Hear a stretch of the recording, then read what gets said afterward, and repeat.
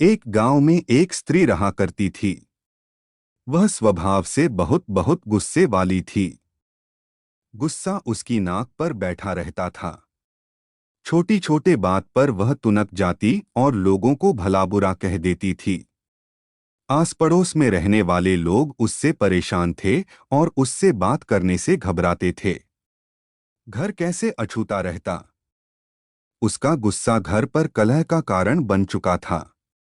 उस स्त्री को एहसास था कि गुस्सा उसके लिए परेशानी का सबब बनता जा रहा है।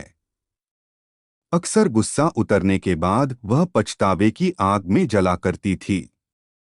लेकिन गुस्सा नियंत्रण के बाहर होने के कारण स्वयं को लाचार पाती।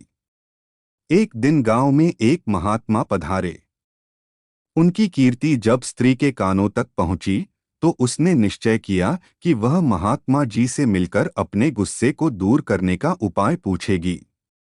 वह महात्मा से मिलने पहुंची और प्रमाण कर बोली, गुरुवर, मैं अपने गुस्से से परेशान हूं।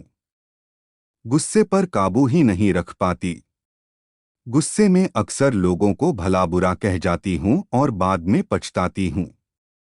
मेरे गुस्से के कारण सब मुझे नजरअंदाज करने लगे हैं। इससे मैं बहुत दुखी भी हूं। मुझे कोई ऐसी दवा दीजिए कि मैं गुस्सा करना छोड़ दूं। महात्मा ने उसे एक शीशी दी और बोले, पुत्री, इस शीशी में क्रोध दूर करने की दवा है। अब से जब भी तुम्हें क्रोध आए, इस शीशी से मुंह लगाकर दवा के कुछ घूंट पी लेना। स्त्री दवा पाकर बहुत खुश हुई और महात्मा का धन्यवाद कर अपने घर लौट गई। उसके बाद उसे जब भी गुस्सा आता, वह शीशी से मुंह लगाकर दवा पी लेती। धीरे धीरे उसका गुस्सा कम होने लगा। 7 दिन बाद जब शीशी की दवा खत्म हो गई तो वह फिर से महात्मा के पास पहुंची और बोली, गुरुवर, आपने मुझे गजब की दवा दी है। पीते साथ ही गुस्सा छूमंतर हो जाता है। अब वह दवा खत्म हो गई है। कृपा कर मुझे उस दवा की एक शीशी और दे दीजिए। महात्मा मुस्कुराते हुए बोले, पुत्री, तुम्हें जानकर आश्चर्य होगा कि उस शीशी में कोई दवा नहीं थी। उसमें सादा पानी भरा हुआ था।